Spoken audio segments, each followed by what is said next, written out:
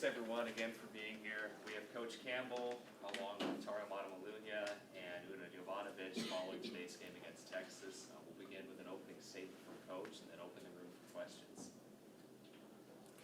Well, Texas has a really good ball club. They got it all. They got size and athletic ability and depth and guard, so they're a really good ball club. Proud of our team for competing and fighting, especially the first half. We were able to kind of junk it up a little bit and keep it close. And kind of kept the tempo in our favor. And credit Texas for coming out in the third quarter and really flex their muscle. They really did. Pounded the ball inside, pounded us on the glass, and we weren't able to recover. And so this group, though, I'm really proud of them. They're giving us everything they got. They're competing. We got to do a better job taking care of the ball. The last two games we've struggled to hit shots, but that's the hand we're dealt. We got to shoot a lot of threes. We got to make threes in order to stay in these ball games. It is what it is. Right now there is no other option, and so this group will keep working, which they have this whole time, and we got a quick turnaround with West Virginia on Tuesday. You mentioned the shooting. Y'all shot under 30% for the whole game. Was that just shot selection or just shots not falling? What do you feel like kind of resulted in that? Yeah, at Oklahoma, we had a whole bunch of good shots. This game, I think their athletic ability, their pressure sped us up. That first half, though, we had a lot of good ones. Second half, we were really sped up. We needed to hit some of those shots in the first half that we had really good looks at. But credit Texas. They fly around and pressure you and speed you up. Was it Texas's size that kind of, I know y'all like to shoot a lot of threes, but it seemed like it was hard to penetrate and get into the lane today. Was that because of their size? Yeah, they're big and athletic. It was hard to turn the corner on them or create an advantage. Ultimately, offensively, you got to get a 5-on-4, a 3-on-4 where you create for each other. And we've done a great job sharing the ball. I think we only had 11 assists today, which is Texas was a big reason why. You know, it seems that these last couple of weeks, y'all been able to stay in games until, you know, the third quarter, into the third, and then they kind of pull away. Is that just because of the lack of depth on the team? No question, no question. I would say, you know, Central Florida, Kansas, Texas Tech, those games came down the last 4 minutes of the ball game in all of those. Oklahoma, we ran out of gas in the fourth quarter. And then tonight, we didn't run out of gas. Texas came out in that third quarter and imposed their will on us, and we weren't able to recover. You guys, as our program grows, that's what good teams do. It is. It's the mark of a really good ball club is you come out at halftime and you execute and you flex your muscle.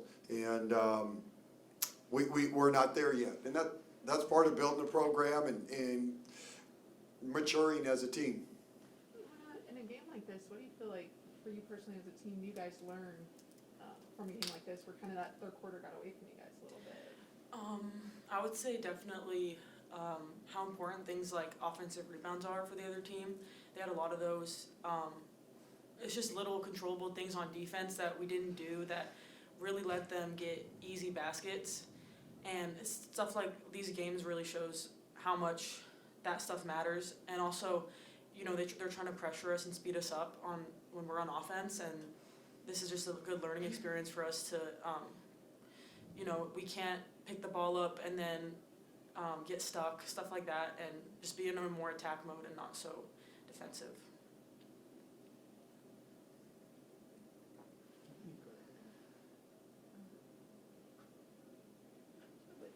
Coach, for you, a game like this, what's kind of your message to the team that, you know, after a game like this, when, like you said, the first four kind of the stretch were tight, and this one just didn't kind of go that way? Yeah, they have a thing in the locker room before the season started that on a piece of paper that's taped up there on each of their lockers. It says process over outcome, and that doesn't change whether you're 14-0 to start a season or whether you're 0-14. And you got to stick with the process, and you keep showing up and you keep working hard. And I think I talked about this before. Sometimes you don't always get rewarded in life for working hard. That's reality. Unfortunately, there's two teams that want to win. Only one does. And So all I know is that hard work doesn't guarantee you'll get a win, but if you don't work hard, you got no chance. You have no chance. So the message is I'm proud of this group.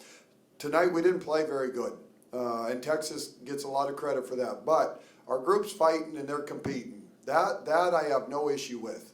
And so we're not playing good enough basketball to get a win, but it's not for lack of effort, lack of trying. And I know this group will show up tomorrow. We got quick turnaround. They're going to lock in and have a good practice. They're going to have a good practice on Monday.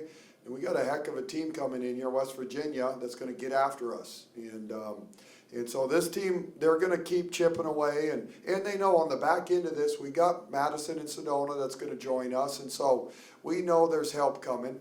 And so we just got to keep fighting, you guys, and they will. For Tara and Una, how have y'all been able to keep y'all's confidence up during this kind of tough stretch of basketball? Ultimately, I think it's just controlling what you can control. You know, just being a fifth year, like I've gone through a lot of ups and downs in my college career. And I think just leaning on your teammates, you know, the injured ones, we're leaning on them, they're leaning on us, you know, it goes hand in hand. And just, yeah, being receptive to coaching, just, you know, growing from all these challenges. So, yeah. Yeah, I would agree with that, like leaning on teammates and just understanding what needs to be done. Like there's always games, there's a lot of games to be played, and focusing on that, like what do we need to do to get this win out? I think all of us are doing a good job of having a good mindset, and like no one has their head down, and that's, I think, very important. You know, Coach, what do you think of that? You know, that the locker room hasn't fractured, that these girls are still, you know, the chemistry's still strong, even, you know, through this rough stretch. Yeah. First of all, they're just awesome kids. They really, truly are. And they enjoy each other. I think you could see that. You've seen that all season. During the good times, they celebrated for each other's successes. And right now we're having a tough stretch, and they're locked in and still great teammates. But they have an awesome locker room. They have it's a great group. And there's good leadership there. Even though some players are injured, we've always had great leadership from a lot of fifth-year seniors. You know, there's some old veterans in there that have been through the wars of college basketball. And so it's a credit to this group. It really is. There's a great foundation that's here that we're going to be able to build upon. Yeah. I know we talk about her every game, but Agnes really seemed to keep all in that game, especially in the first half, especially on the offensive glass. Can you just talk about her game tonight? Man, she empties her tank every game. She gives you everything she's got. She needed one more rebound for a double-double. She fouls out. The fouling out's because she's a stinking warrior. And she's in the fight, and she's scrapping, and 50-50 balls. Agnes is one of the kids that gets 100% of the 50-50 balls, I swear. And so she's been the backbone of our program all season. It's evident with how hard she plays each night. And honestly, we need some more kids that play as hard as Agnes does.